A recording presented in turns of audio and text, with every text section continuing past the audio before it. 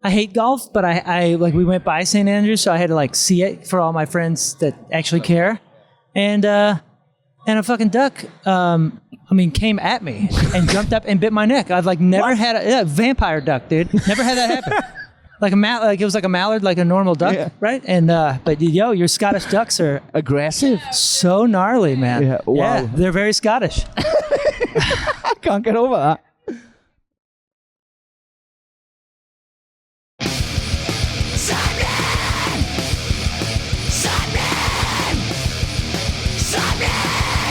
You're listening to Sappenin Podcast. Sappenin!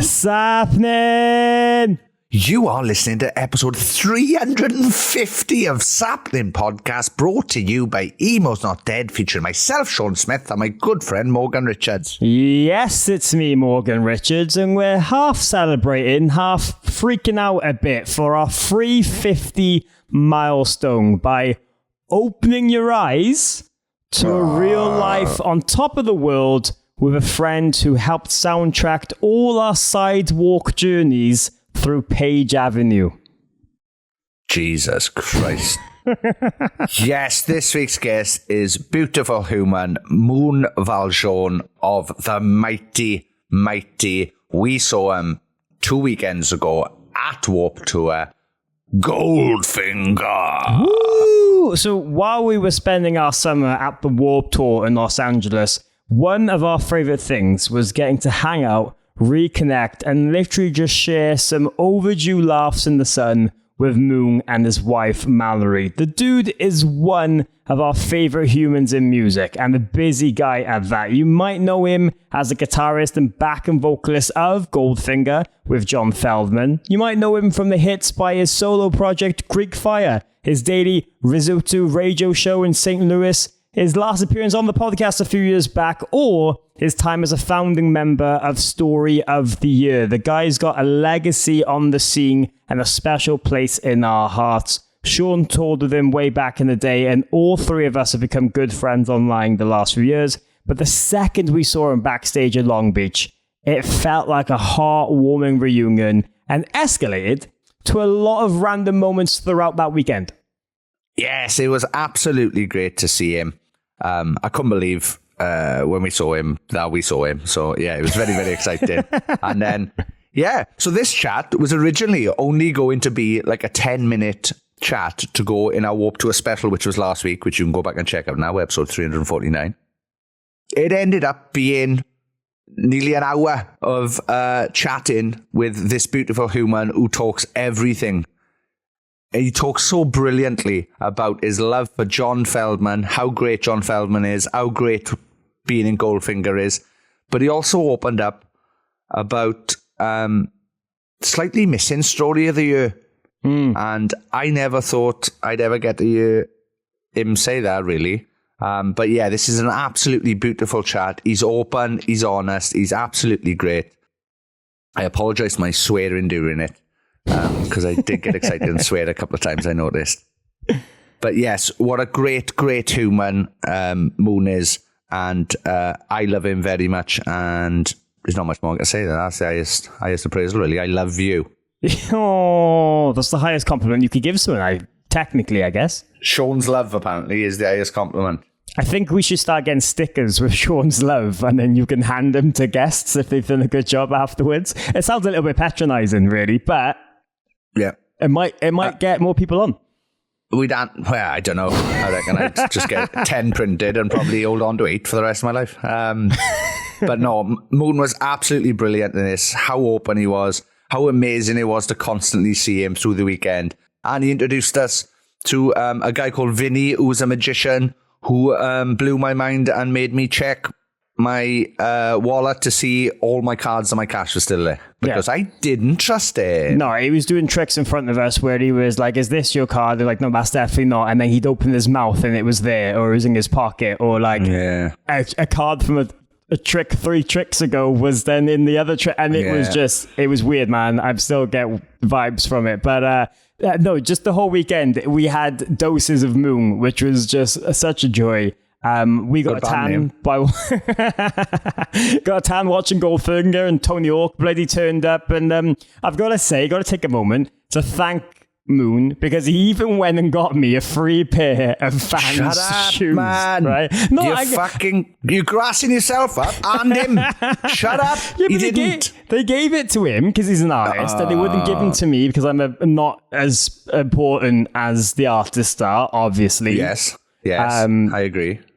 He wasn't going to use his free Vans privileges, so I cheekily asked him, and he went and got me a pair. So He did. Which was very, very nice. So, thanks for Morgan's footwear and this honest, open, brilliant chat again. Great legend, egg, human, all-round legend in our scene. So thank you very much to Moon for this. Yes, Goldfinger, I've got a new single out right now called Freaking Out a Bit, featuring Mark Hoppus of the Blink-182. It all ties in together. That's out now. New album details will be announced very soon. So hopefully we get John back on the podcast to talk about it, because he was supposed to be in this chat and then didn't turn up, but it turned out lovely in the end, but kind of owes us. And if, like Feldman, you have a low-key coffee addiction, then Sean and Emo's Not Dead might have the best hit for you to try. That sounds like I'm sponsoring addiction here, but hi. Yes, the Emo's Not Dead coffee is absolutely fantastic. They have one called the Screamo Blend, and whatever the other dark one's called. They're both absolutely fantastic. And as I said earlier, we are presented by Emo's Not Dead. So go to emosnotdead.com/sappenin. Check out all of your Emo's Not Dead merchandise needs. Some of the best merch I've ever been sent. So Ooh. Fantastic. Also, check out the cruise. I'm sure I sold a cruise to somebody on the on Warp Tour while I was standing by the merch. I was like, oh, I don't work for these, but this is brilliant. You should go. And the guy was like, oh, well, that's basically decided it. And I was like, is it? Oh. Unbelievable. That's all it took. The British fella to do his weird accent. And then he went, yeah, that's good. Well, if the British like it, might be all right then. There you are. We're doing our bit. We're doing our bit for the emo community.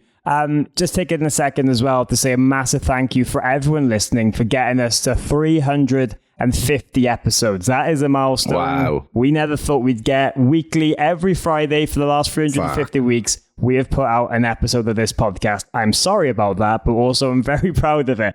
We couldn't do it without our Patreon and the loving community that drives this thing into existence since it started. So thank you so much to everyone who's ever signed up to patreon.com/sappenin. If you want to get involved in this crazy, crazy gang that just have a life of their own outside of what me and Sean do, please, we encourage you, and it helps us go to take these trips and do these podcasts and have laughs that go into your ears and you chuckle along too. But without any further ado, this is what happened when we went backstage with Moon at Warp Tour in Los Angeles. What a mad sentence.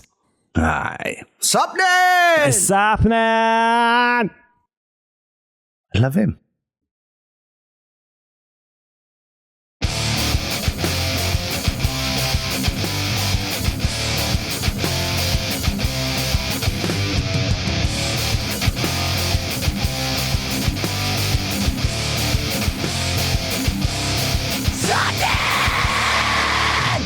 Sappenin. Sappenin, dudes. Yes. Joining us right Sappenin, blokes. fellas. Joining us right now is the beautiful Moon of Goldfinger, Creekfire, and many other projects. Yeah. How are you? I'm very well. Thank you for asking. How are you? Good. Yes. How are you, Welsh gents? Good. We're good. You look handsome. Thanks. You don't age. What are they doing in Wales? Well, that's a lie. It's the Californian heat on us. Sure. That's what That's it is. where it was Because we're so so used to being cold and wrinkled. This actually smooths us out And a little bit. bundled up with your cheap-made clothing. Or whatever. Yeah, wow. What is the weather there right now? Cold and wet. Is it bad? Yeah, it's not fun. It's Welsh. Yeah. That's why we're here. All of the UK, it's terrible. But I'm glad to see you guys. Yeah, we're glad to see you. See you. I know we did the pod however many years ago. Like, God. kind of within a year or two, you all starting it. Yeah. But we Zoomed it. Yeah, we did. So it's really nice to do it in person. Yeah. Have we done it in person before? No, we haven't. No. Okay. Yeah, this is our first. All right, lovely. No, when we were in the artist area earlier, I saw you and I got Christmas happy. I was like, oh my God, yes, there it is. Yeah. And then you introduced us to Vinny the Magician. Oh, right. Yeah, who yeah. blew our fucking minds. Yeah, and So- F with your mind. I was sitting here trying to remember lyrics. We played a new song today, and like I got lyrics going through my head. And for 20 minutes after Vinny, like I was botched. Like I was like trying to review the lyrics. I was like, dude, I think he cleared me. Like, Perhaps he stole them. yeah, Perhaps he took them out. He's got him on an 8 of spades or whatever, and in somebody's pocket. You check his card box. It's got all the lyrics just written down inside the cards. Do they not have Vegas street magic in Wales? No, Like, sadly not. No. This is new for No, yeah. To us, that guy was a genuine wizard. Yeah. Like we were like, magic is real. Oh, yeah. This is unbelievable. What? I'm happy to see you guys not drag him off and burn him Yeah, or something. no, I considered it. in but, your weird ancient customs. Yeah, I thought this isn't my country. I can't start lancing we don't want to start randomly around We don't here. want to start all that. But just want to say, watched you play earlier. Absolutely fantastic set. Thanks, man. Hell of a spin kick as well. Caught beautifully by the cameraman who loved you. Oh, good. The camera guy got it. Yeah. Yeah. Oh, that yeah. never happens. It's always Mike and John and Mike and John. Oh, look, Tony Hawk and Mike and John and Mike and John. It's never me, man. You see how far they push me to stage right? It's like, keep this guy out of the photos. I feel like I'm getting fat and ugly or something. They're always trying to get me out of here. No, it was. It's up somewhere. I've seen it online as well. So the spin kick great. online, and That's great. absolutely Great. fantastic. Dude, it's been kicking since 2001. Yeah, the king of And, spin kicks. I'm saying. Yeah, I used to be the king of backflips, but retired, boys. Retired. When was the last time you did a backflip? Greek Fire was playing a radio festival in St. Louis, and I had already quote unquote retired the backflip because like I blew my knee and like it's been replaced and I'm gonna die earlier because of it. It's just a horrible thing, and I was like, oh, I'm done. But I forget what happened. I got sick or something. And you ever had steroids when you're sick? They give you sadly, no. steroids. No. No, sadly, no. It sucks. It's not like you don't okay. beef up. You get angry and strange, and it like alters your personality enough where you don't know until you're off the steroids, right? Oh. And so I'm playing the show, and I'm like, my voice is cooking. I feel pretty good because I'm on this whatever drug, right? And the crowd just apparently wasn't doing what I wanted them to do. And I was like, yo, I know it always gets them a backflip. Like, tell everybody to jump, and I'll do a backflip. And last minute, I did it, and I landed. And I was like, wow, that felt really weird. Like, really weird. But I'm on steroids, so I'm all jacked. Yeah. So I was like, that's fine. It doesn't hurt. Just felt weird. Yeah. And a week later, I went in, and they said, yeah, you blew your knee, brother. Oh. I stretched the replacement ACL. I stretched it. So now I got like a rubber band in there, and it's all blown. So that is when my wife said, you have to make me a marital promise that you're done with this. And I don't break those. So, yeah, no home more life backflips. home life is on the on the hook now. No more so you backflips. can't. No backflips again ever. no, I'm done. No, I'm done. I mean, There comes a point, boys. There comes a point. What about skateboarding? Dude, I stopped that when I was 21. I tried it again. Eddie from Thrice. This was, actually last time we were here. The last time I skateboarded is here in Long Beach Arena, or wherever this place is called. We played Taste of Chaos in whatever year we played Taste of Chaos. And it was Thrice and Deftones and Atreyu and Ezeli Dying and us and Dredge. Whoa, it's sick. Dredge, nice. Dude, Dredge was Remember like, that? Yeah. that's my favorite. I got a Dredge tattoo. Bro. Wow. Yeah, like, anyways, Eddie and some of the Deftones guys or somebody was skating, and I had rolled my ankle in high school and like sworn off skating. I was like, this is not for me. I'm a soccer player. And I tried it again, and brother, I bit it so hard. And I was just like, I don't want to do this in front of my friends. Yeah. I don't want to do this in front of anybody. So no skateboarding. Are you guys skaters? No, not really. Try it. Yeah, I dabble, no. but not, I can't. not well, no. I haven't really got the balance for it, I don't think. Yeah. But the problem is, if Chino Marino's about skateboarding, that instantly makes it look cool. And Right. then makes you want to go I hog. wanted to be Give me in a the go crew. then. Yeah. I wanted to be, I was like, and Ed is so good. Like all the Thrice guys are so good, and they made it look so easy. I was like, oh, maybe I was just in the wrong crowd in high school. I was like, now I'm with the cool kids. They like me. So I'll try this. And it was the last And this was time. years before meeting Tony Hawk as well. So now you could have had lessons between now and then. Right. I could have showed him my kickflip today.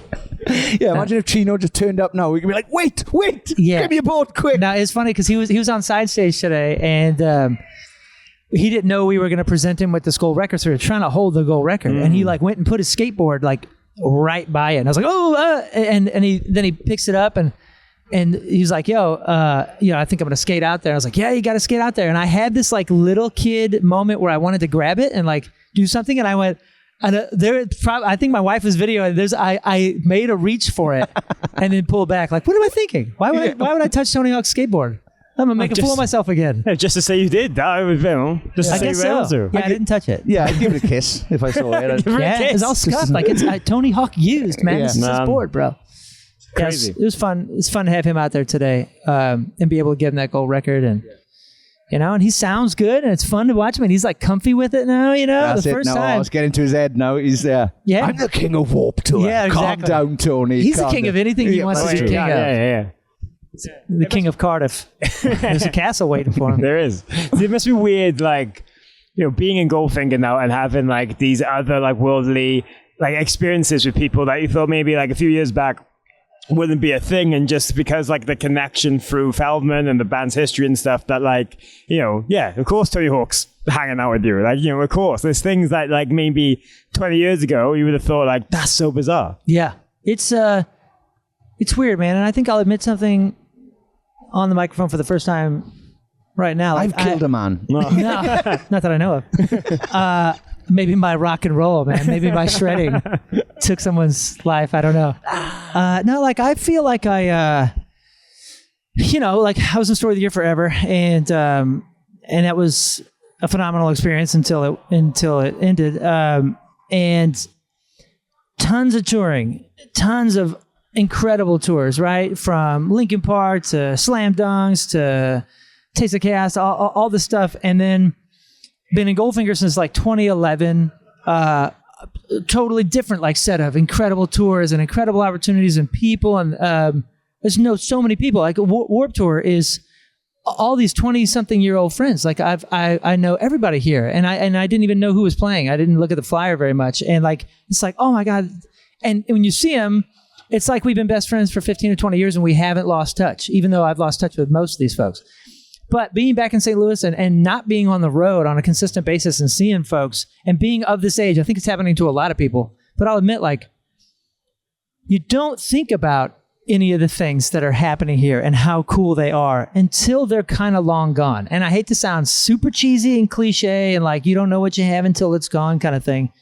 But man, like there has been just in the last couple of years where the nostalgia bug is biting everyone, of course it's biting us as well. Bands that have put out songs 20 years ago that people are loving. And in a weird way, you're kind of like, oh man, I lost touch with these people or with some people, which is bound to happen. It happens with everybody. But you realize like, wow, that was really exceptionally awesome that we were that close and in the same circles and doing the same stuff and working as hard and like bouncing ideas off of one another. And, dude, like when we reconnected, the tour that we did, what a fun, like fun, goofy run. And you guys were so goofy and still are, and it's like, man, those were great times. And when you're in them, it's just like, oh, it's just Sean. Just another tour. Yeah, it's just like this goof ass dude over here or this goofy dude here, or everybody's just goofy dudes. And Tony's the nicest, just goofy dude. You know what I mean? Yeah. And I'm sure in 10 years I'll go, holy shit. You know what I mean? Like the greatest of all time. Like the guy that put it all on the map and put my band on the map and put this on the map. And my son wanted to skateboard and the first deck he got was a Hawkboard. Like all of it. It was, at some point it hits you. But it usually doesn't hit you when you're just hanging because he's so cool. You know what I'm saying? Yeah. So I kind of living back in that world like, oh yeah. This is that's the best way to be, because I found it, because I got like just before the blackout broke up in 2015, like I got jaded to it a bit, so I was just like, oh, this is going to last forever, right? I'll see people when I see people, and then gone, and then I was like, oh fuck, like I might never go to Australia ever again. Dude, I've had that same thought, like and it's heartbreaking, and you realize like, wait a second, I've always known that it's gonna, hi Charlie. The Mullet Gang. Yeah, I'm just biting his style, by the way. I'm just biting his style. Now you get to a point, man, where that was Charlie Paulson, everybody. Like you start to think like, oh shoot, is that the last backflip? And it was. And like, is this is this the last spin kick? Is this the last time I'm going to play for like a Warped crowd out here? But then I just try to just ground it and go. Man, when Warped Tour disappeared the first time, I didn't think in 5 or 10 years we'll bring it back because it's a huge business and a great brand, and all these bands are going to want to play together again. But you don't think about that stuff. So I try to remind myself that, oh yeah, everything is recycled, everything's come back. Folks that loved us then that didn't love us in 2009 are all of a sudden back. You know what I mean? So maybe that'll happen again. And if it dies down and things are kind of not grooving and I'm broke again, which it feels like has happened more often than not, I'll just tell myself, I'll just wait a couple years. Something will happen. It will. I'm a pretty faithful dude, so I just try to kind of put it in God's hands, man, and let it play how it's supposed to play, which has always served me in my youth. And it wasn't until I started getting older that I started forgetting that and stressing, like super hard stressing, like my 401k and like, do I have anything? I've been working all this time and I got no insurance and I got nothing saved for my children. And like, I got 6 kids. So it's like, how am I supposed to send them to college? You start stressing out about everything. And I never stressed about anything when things were cruising, or even before, you know what I mean? Like when I was really broke and struggling, I feel like I didn't stress as much. It sucked, and I don't want to go back there. But I didn't stress as much as I do now. So I'm trying to y'all caught me in a good time where I'm trying to level out. I don't know if you all are feeling the same thing. No, I get it. Okay. Yeah, completely. Yeah. You just spoke to my heart. Yeah, that's basically how it is. Well, I think we're grinders too. Like we're creators, and like creators and grinders have this weird spiritual connection where when you see somebody else that is just going, just doing, that's all the encouragement that you need to remind yourself that, oh yeah, that's who I am. Yeah. And probably for you back home, and I love my hometown. I love where I'm from, but I don't have a lot in common with a lot of people when it comes to like drive and like, I don't have a ceiling. Like, a lot of my friends and family and God love them. This is no slight. They have like a goal, and their goal is like a set of things, like a house this big in this neighborhood and whatever. And when they get there, they're like, cheese. Yeah. And I don't know what that is because I have no goals. I have like no ceiling, like go, go, go. Yeah. Like, and it's not about more. It's just about, I need something to do. Maybe it's an ADHD thing. Maybe it's like feeling like I have some sort of responsibility to God or the universe or something to just do. I kind of got lost in my own thoughts right here, but but you know what I'm saying? Like as a creative, like we get real panicked because we don't know what's going to do next, what we're going to do. But at the same time, like this is what we asked for, and this is who we are, and this is how we built our lives. So we just have to remind ourselves that, oh yeah, but I didn't know that I'd be sitting here with you guys with microphones doing podcasts. Yeah. But that's working well. And I'm so stoked that it's working well. And some of my friends that aren't playing music anymore are now working for bands, and they're making more money than I ever have seen in my life. Yeah. Guitar teching or something, and it's like none of us would have found that if we had like planned it, but it's happening, and dude, it's the coolest. You know what I'm saying? So we're all just we're grinders. Yeah. Correct. And grinders find a way. It's weird how life pans out and stuff, right? Because like, as we said, you're someone who's always been creative and busy anyway, but like after story, like, you've got Greek 5, you've got the radio show, like Goldfinger seems to give you a second lease of life in this kind of like extends touring world kind of vibe. But like, it's just weird how, you might be associated with something for like the majority of your life, and then that goes away. And instead of being like, well, what the fuck happens now? Like, 3 other things pop up, and then you're like, oh, that's what I'm associated with now. Yeah. Yeah. And it's hard because it's my first time getting older. Yeah. You know what I mean? Yeah. So it's like, I've had to remind myself that like everything's going to be okay. And this is just another chapter. It's not maybe as rewarding in certain ways, but it's more rewarding in other ways. I don't know. You just like kind of take it and go and try not to be sad. Because I was super sad, dude. I'm still like devastatingly sad about the story stuff. I still don't, it's a whole thing that like defined my career and defined my life, and still does, because the band is still going and people are still listening or discovering music and being like, oh my gosh, a bunch of people came up today and they're like, man, it was the first band I listened to in 4th grade, 5th grade. Like, you're the reason I play guitar or something. And it's like, oh man, that's the most rewarding thing I could ever hear. And it makes me really sad at the same time. So yeah, this is my first time living today. Yeah. So you kind of adjusting and seeing what's next and cruising. And you just got to let go and go on. And then, as we go too, Goldfinger's going to put out another record. We're putting a record out. And that's going to be cool. Hopefully that plays into more shows. We can ramp it up. I want to go back to England. I want to go back to mainland Europe. I want to go back to Australia. So like hopefully that stuff's in the plans. But and this is the first time I've said this. Like we're relaunching Greek Fire. Oh, nice. Cool. So next year's going to be like grinding. Greek Fire going to put a record out. Already have some of it done. And yeah, man, it's go time. I haven't given that my full energy because as a creative and as a grinder, and you guys tell me if you feel like this, you catch on to something that you're pretty good at. And you're like, oh, I could do this. I could do this. I could turn this into something. And then you start going and then you realize like you've done that like 7 times. Yeah. And now there's so many balls in the air that you're not giving your full anything to anything. Yeah. So then you're like, yo, I'm so tired. But I have all these things that are successful enough to keep chasing.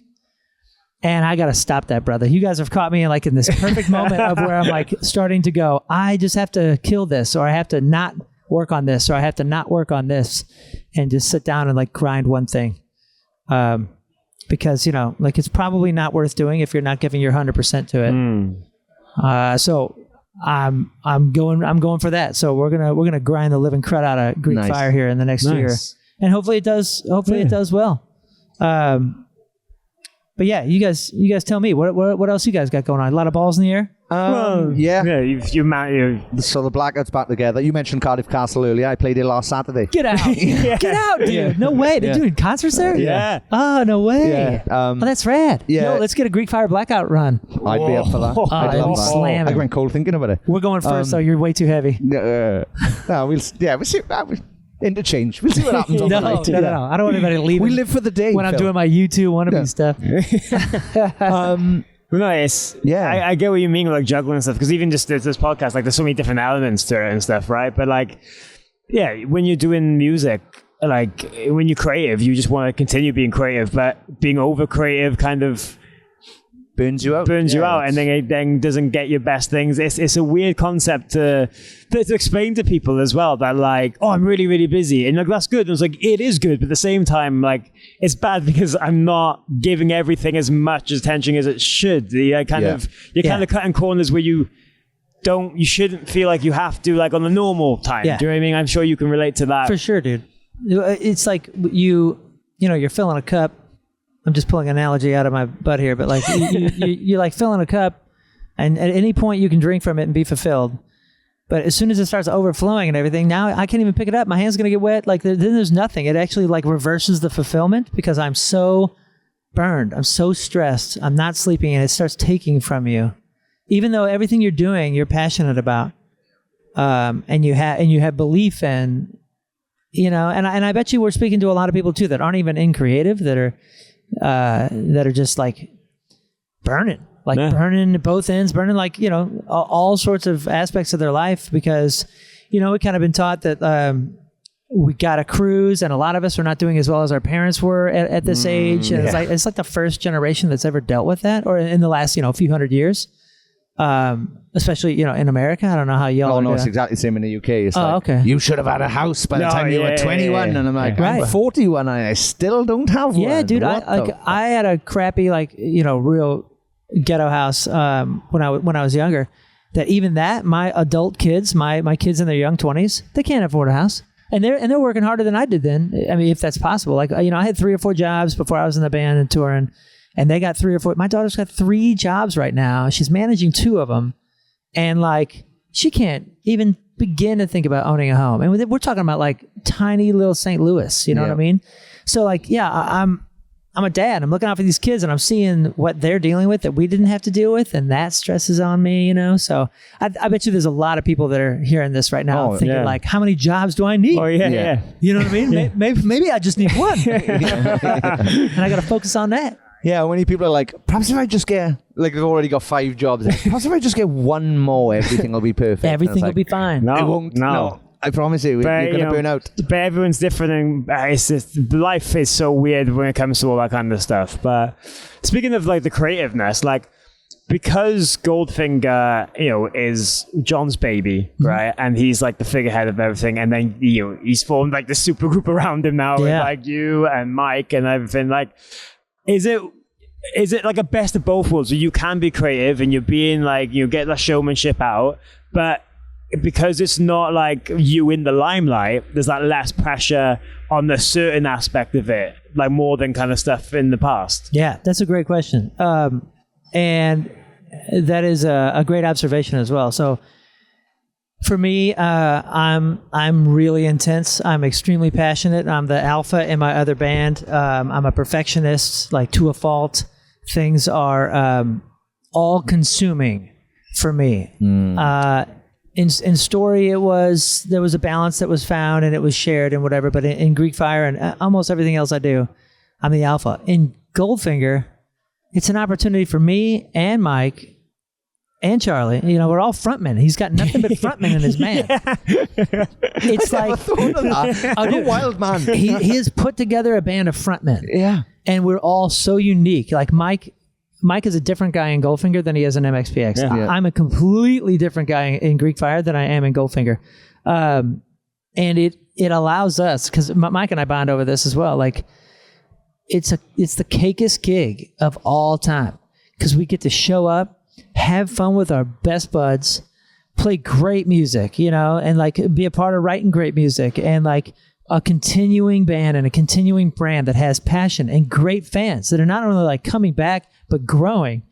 And we don't have to like do anything because John's the front man of all front men. Mm-hmm. So what are we going to do to add to it? So there's no pressure of like, you know, if you're in a band and you're a front guy and your front guy isn't like doing everything that you think should be done, you're kind of like, ooh, I want to grab the mic and do this, but that's awkward because I'm not that guy. And it's going to look weird. So like there's a lot of weird stepping on toes, and it's a strange dynamic sometimes in a live setting. Never has there been like that in Goldfinger. John gets to run the show, and we're just trying to keep up. He's constantly changing the set. If we have a set list, I don't even tape it out there because there's no way we're going to follow that. And it's Mike and I's job to be as sharp as possible, be as good as we can be, and enjoy ourselves. It's the greatest gig ever, dude. Yeah. You still get to creative. John's never told me what to play. You know, it's cruising. Sometimes Mike will be out with MXPX, so I get to play bass. That's a totally different animal, a different exercise for me. I love playing bass.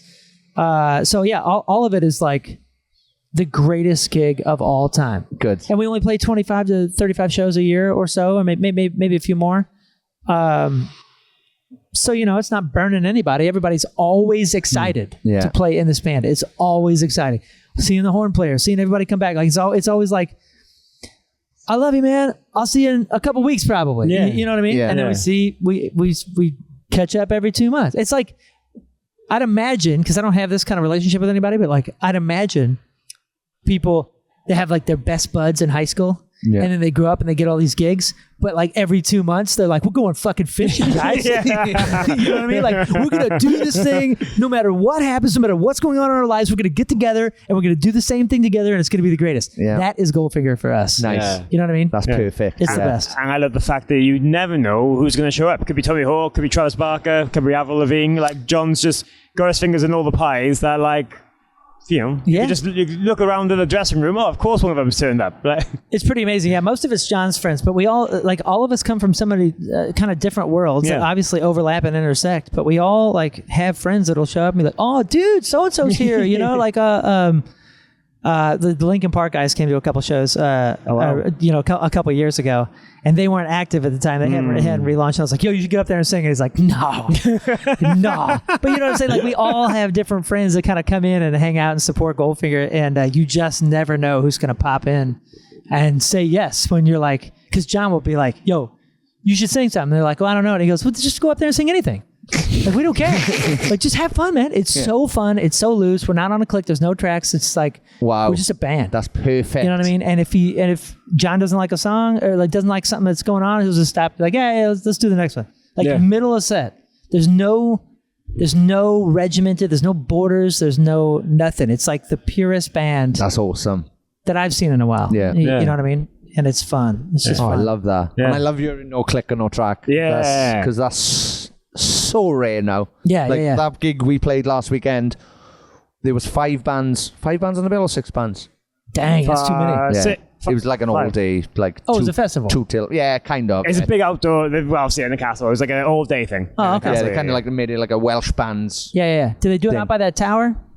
Yeah, There's like so a it's tower to in the side. middle. I'll show you the photos. Yeah, I've been there.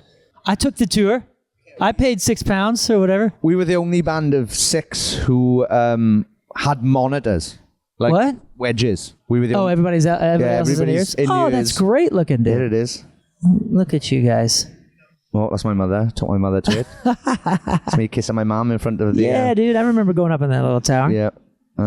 That's cool. Oh, few in. rad. Yeah. Rad. There it is. Yeah, dude. There it is. That happened today on Warped Tour. So it's Warped Tour, right? And I've done, I think, 13 Warped Tours between all 3 bands, or maybe more.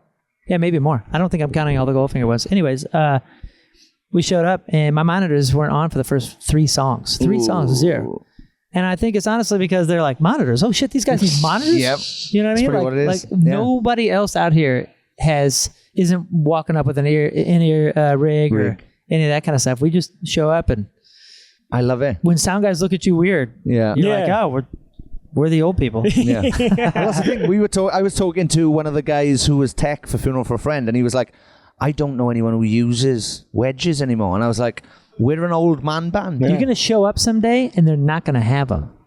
Yeah, They'd be like, that's oh, those weren't on the contract, man. Like Yeah. we didn't know thought you bands were- were showing yeah. up to hear things not in their ears. It's weird. Oh, shit. Hey, listen, I would love to do ears, but these festival things, it's just never worth it. No. Yeah. But yeah. Whatever. So yeah. Plus, so, I want to hear the crowd. That's true. When it's other people's crowds too, when you're like mixing festival crowds. Yeah.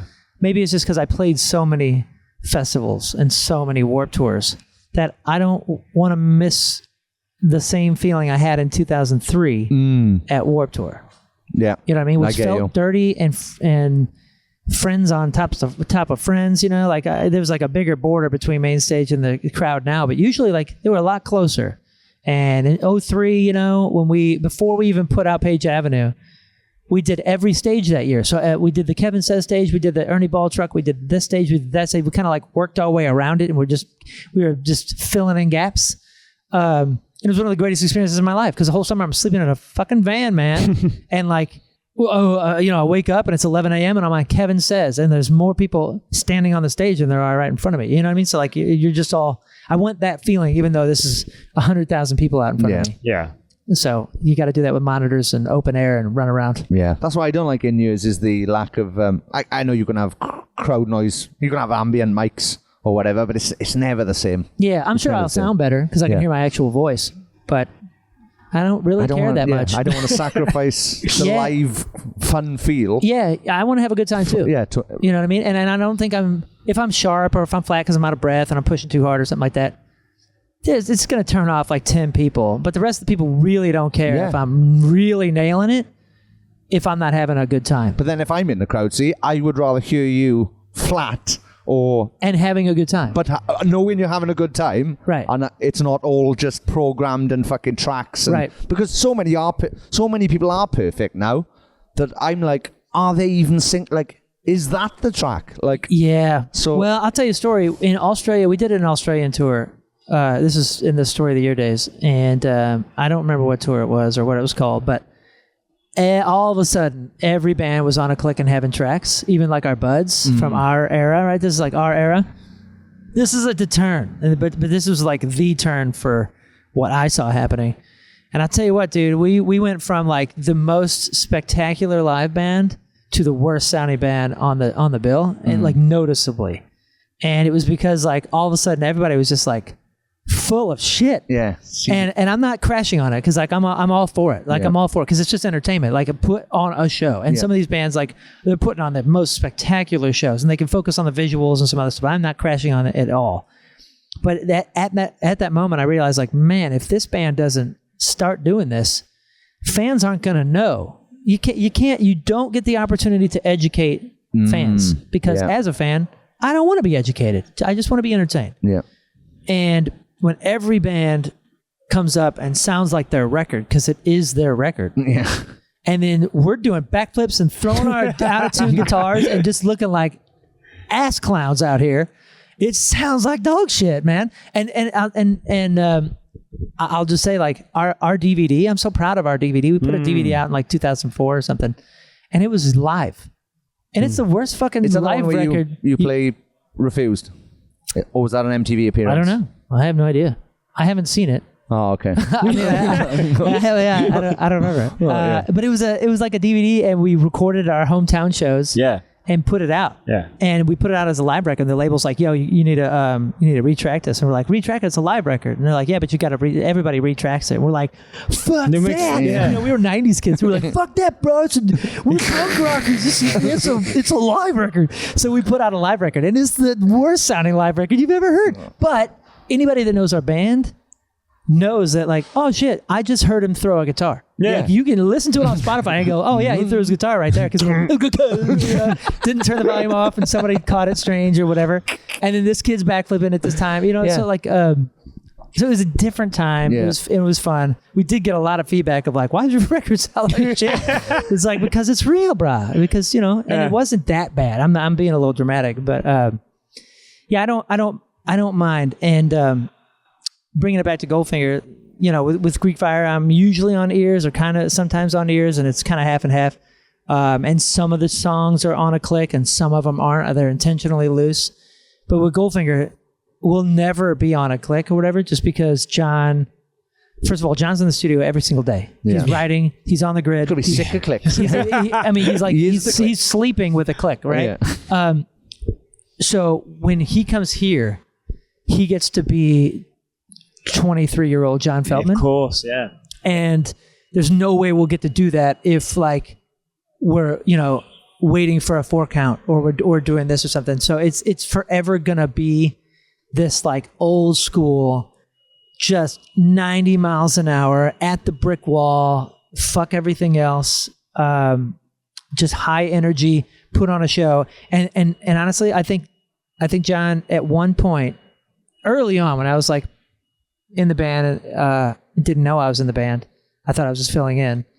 In like, 2011, 2012, 2013, something like that. He was like, how did you play? And I was like, dude, I totally botched this one part. And he goes, yeah, but did you look like you were having fun? I was like, oh yeah, I'm sure I did. And he goes, cool. Yeah. Like, and that's when I realized like, oh dude, he only cares that we're doing our absolute best and having a good time. Because he's like, if you're having a good time, the crowd sees it, they'll have a good time. It's all that matters. And this is Mr. Fundamentals on music and songwriting and producing and all that. So to hear that guy then come to a live setting and say, man, if you're having fun, they're having fun. It's all good. You know, because he has confidence in our skills and so on and so forth. So that was a nice lesson to hear at that point when it was like stressful to feel like if we don't have a click and tracks, we're not going to sound as good as the next band. You know what I mean? It got really stressful for a minute for me. Yeah. Yeah, I don't know about you. Yeah. Well, no, we debated it for a while. Like the blackout just before we quit in 2015, like we'd all got in years and stuff like that. But like, I would literally last like 2 songs with them and then be like, I can't fucking get them off. Oh, really? I can't do this. Just give me the energy crowd. thing, right? Yeah. It's all the crowd because, I'm just all about trying to perform to them or make them laugh or smile or just anything really, and then for them to for us to be on monitors and just not hear them in my ears, it was just like it feels like there's no one here. Yeah. And I don't like that. I can see people are here. Yep. But it's weird. And Greek Fire is a little different too, man. Like, because it's much more theatrical. It's much more U2 and like big theater kind of performance. You know, I'm trying to do a U2 meets Phantom of the Opera meets whatever metal band I love at the time. So that's different. It's a different act. But when you come to Goldfinger and you get to play something old, like he'll vamp for 10 minutes sometimes on here in your bedroom. So I'm playing that riff for 10 minutes sometimes because he just like doesn't want to go, doesn't want to move on, and he's just talking to the crowd or whatever. And like that stuff's only possible if. Has he ever done it specifically just to wind you up? Possibly.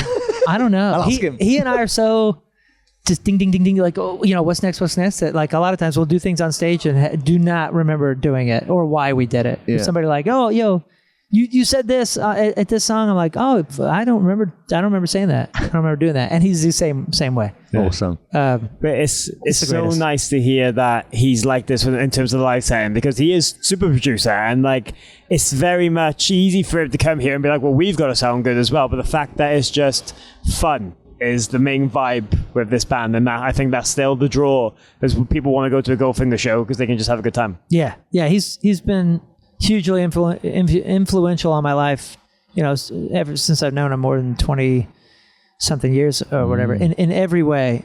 But in that way as well, like, cause I'm Mr. Grind myself down for an hour after every show on what I missed, and I'll come back here after a show that I know was bad, and he's like nothing but positive, and that helps me kind of get out of my grind. Although I made a deal. I don't know about you. I made a deal with myself long ago. I just had this conversation with my daughter because she's like starting to perform and do things, and she had a horrible soccer game, and it destroyed her for like over a day. And I was like, yo, I was an overanalyzer, and I picked myself apart after everything, every note, every missed chord, every this, every that.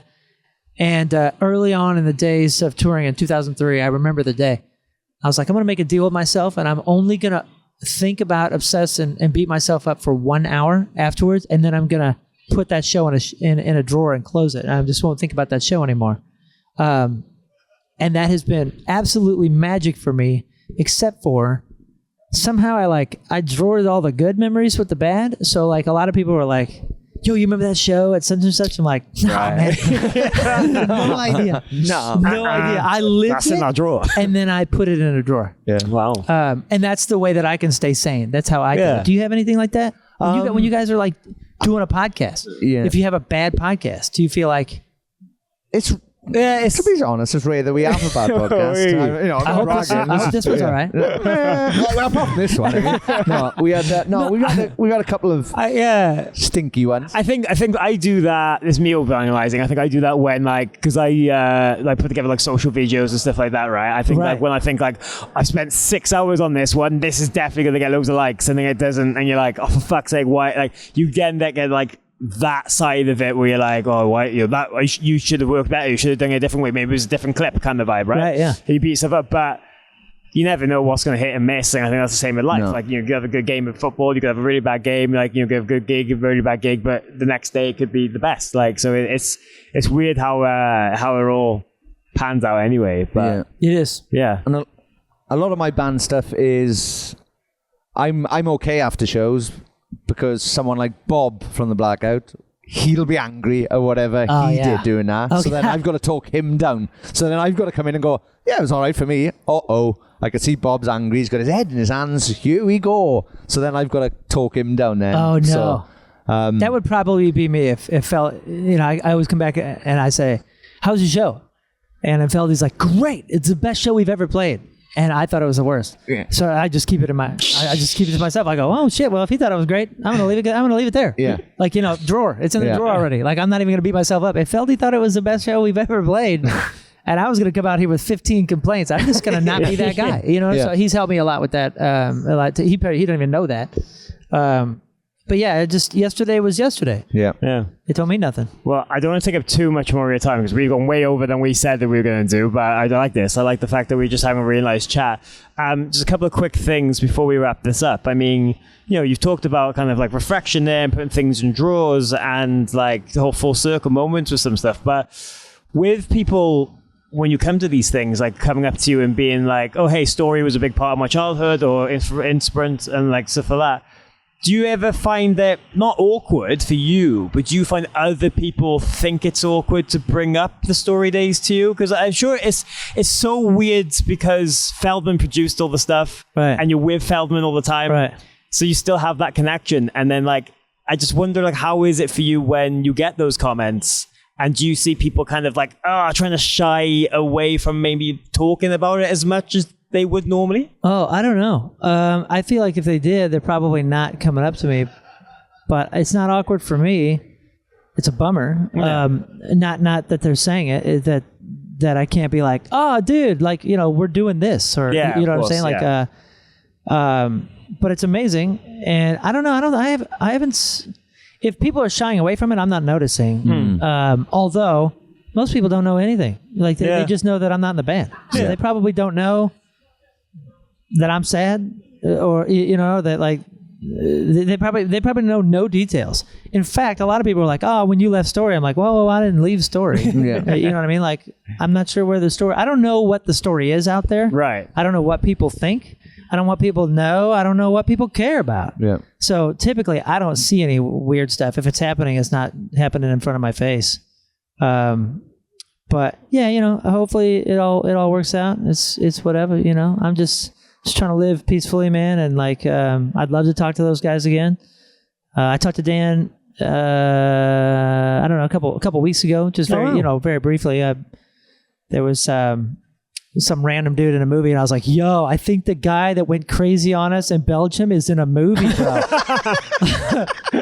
and like 2 days later, he's like, oh, sorry, dude, I'm on family vacation. I was like, you remember the guy that screamed at you with his pinky and called you Judas in Belgium? And he goes, yeah. I was like, he's in a movie, man. He's in a documentary about the party. There's like some Netflix documentary about, oh shoot, it's called Party A or something. Oh shoot, what's it called? Dang it. Anyways, look it up. It's about some crazy party that happened in Belgium. And for sure, this guy's there. This dude was there, and he made one of the most memorable nights for me and Dan ever. So I talked to him, but I haven't talked to the other guys. I would love to work it out, whatever it is. Yeah. But yeah, other than that, I don't know what people think. I don't know what's it going to take. Like what? I don't know, brother. I have no idea. Is the ball in their court? I suppose. I don't know. Like I've gotten to the point where like, whatever happened or whatever I think happened, like I'm forgiven and I'm past, and I just want to be living today and living for tomorrow, not think about yesterday.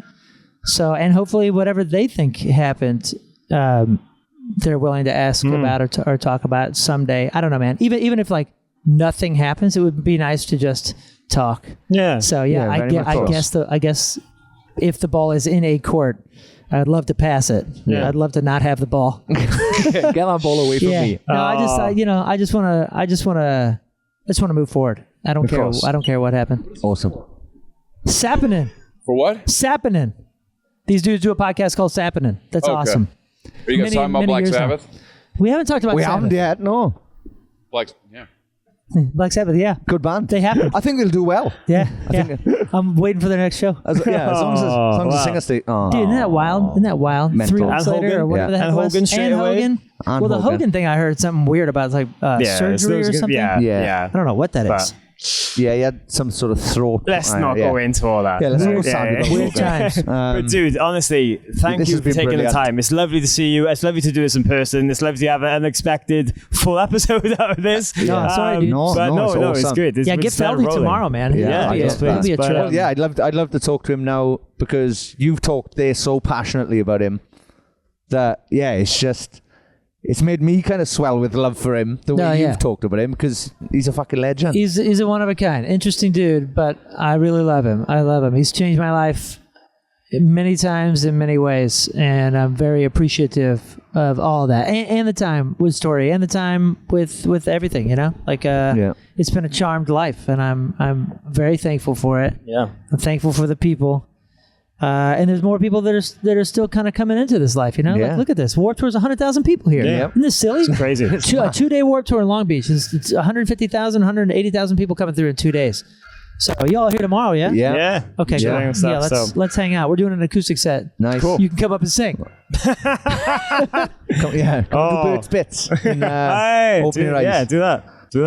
But no, man, thank you for taking the Thank time. you, guys. Lovely to see you. Thanks for the hospitality. Yeah, man. Love you guys. Appreciate you. And thank you. let's just hang out every chance we can. Thank you. Bye.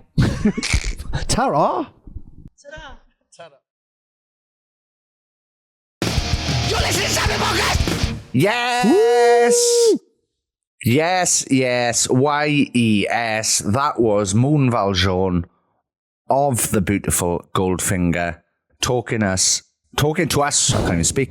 I've enjoyed it so much. I've lost the ability to say words. Talking to us about his wonderful time spent with the legend that is John Feldman in Goldfinger. Just hearing the Goldfinger done run on clicks and tracks. And John can just stop a song when he wants and just be like, I don't want to do this anymore. was so refreshing when today it all just seems to be clicks and tracks and you can't possibly stop or do anything and everything's on a timer. But yes, what a great chat. And yeah, hearing him talk about Story of the Year so fondly was amazing as well. Like, I don't know what we got to do to make all that right, but let's get us involved, because I'd love to see the Do you know what? I love Moon so much. I would like to see him on next year's Emo's Not Dead cruise, playing with Story of the Year. Now, I can't make that happen, and I don't know what happened. Neither does Moon. But yeah, if imagine it somehow this ignites something that makes the original lineup of Story of the Year get back together and rock out, and instead of a backflip, you can just do a backwards roll. I don't know. Yeah, the sidekicks are good now. He's been. He's fantastic at them, yeah. But yes, that would be fantastic. But yes, thanks again to Moon for the time, for the friendship, and just all round brightening our days while we were at Warped for the 72 hours we were technically in Los Angeles. Yeah, no, it was a hell of a trip. If you listened to last week's episode, we gushed over just everything we got to do and speak to all the artists we got to, from Nothing Nowhere to Gabe Supporter from Cobra Starship, Andy from Black Veil Bride. But just getting to sit down outside Goldfinger's trailer with Moon and just literally the time pass as much as it did. Like, I looked down, like, oh my God, we've been talking for 45 minutes. This is all supposed to be 10. And it was really lovely. It was just such an organic, candid conversation about everything to do with life. He told us there about exclusive news about Greek Fire, going to have new stuff next year, which is very exciting as well. I'm just stoked he's in a good place. I'm stoked that he's doing so much, and there's a chance that we're going to be hanging around with him a lot more in the future, whether it be Greek Fire, Goldfinger, or whatever else comes of that. Yeah, it's nice. It's just things we never think we got to experience, and to think that all that happened in Los Angeles is crazy by itself. So thank you to everyone who listens to this for making that happen. Thank you to Emo's Not Dead for taking this as part of their crew as well. It's just very, very wholesome. Very, very wholesome times. Yes, it was lovely. As you said, thank you very much to Emo's Not Dead for flying us out there. We had a great time hanging out with them and the crew for the weekend. And yeah, very, very exciting times ahead. Whoever thought 350 podcasts every Friday in a row? That's fucking mad. I can't believe we've got you. We recorded the first one at your dining room table in Merthyr. We recorded this one in Los Angeles.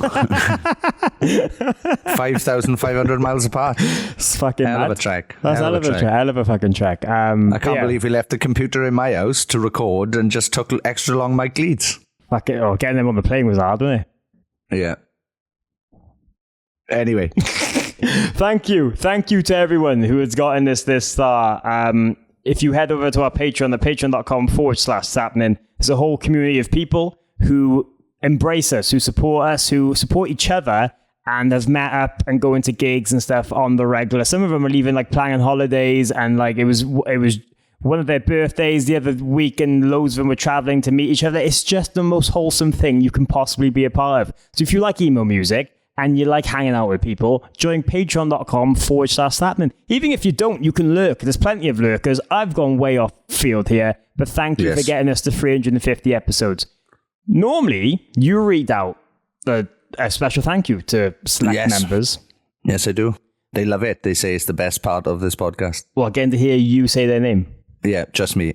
Fuck. That's really awkward, because every 50th episode, we've done a thing where I read out their names. Oh, they're not going to like us. They're not, are they? Poor fuckers. Oh, well, I'm sorry, and a massive thank you to Kylie Wheeler, Paul Hirschfield, Tony Michael, Diddy Grimwood, Scarlett Charlton, Nathan Crawshaw, Mitch Perry, Johanna, Janelle Caston, Molly Malloy, James Bowerbank, Amy Louise, Jonathan Gutierrez, Kat Besant, Ian Gent, Amy Hogg, Chris Howard, Jenny Robertson, Scott Jones, Amy Dawson, Mayumi, Stuart McNair, Ellen Southfield, John and Amber, Jennifer Dean, Carlin Robinson, Louis Cook, Carl Penglebury, Jenny Munster, James McNair, Martina McManus, Danny Eaton, James Heredia, Span, Thomas O'Neill, Ollie Amesbury, Emily Perry, Dan Pellegrin, Kalila King, Josh. Why was Freddie Cougar late to work? Because if the traffic, it's a nightmare on Elm Street. Crisp. Fuck. It's a bad one, right? Adam King of the Goss Parslow. Sophia Sharatska. No. Go on. Sophia Saravska. Nope.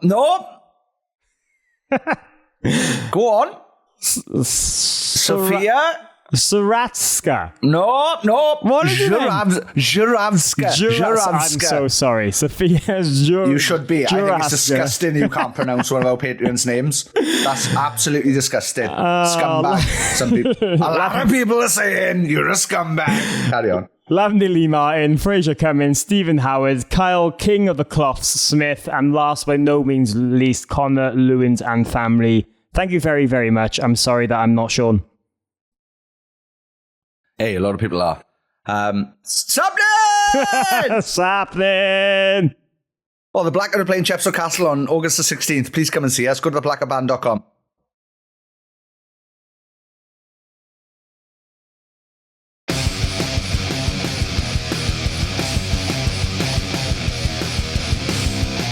You're listening to Sappenin Podcast with Sean Smith and Morgan Richards. Thank you very much for downloading this podcast or streaming it, or I don't know what else you do with podcasts. Thank you very much.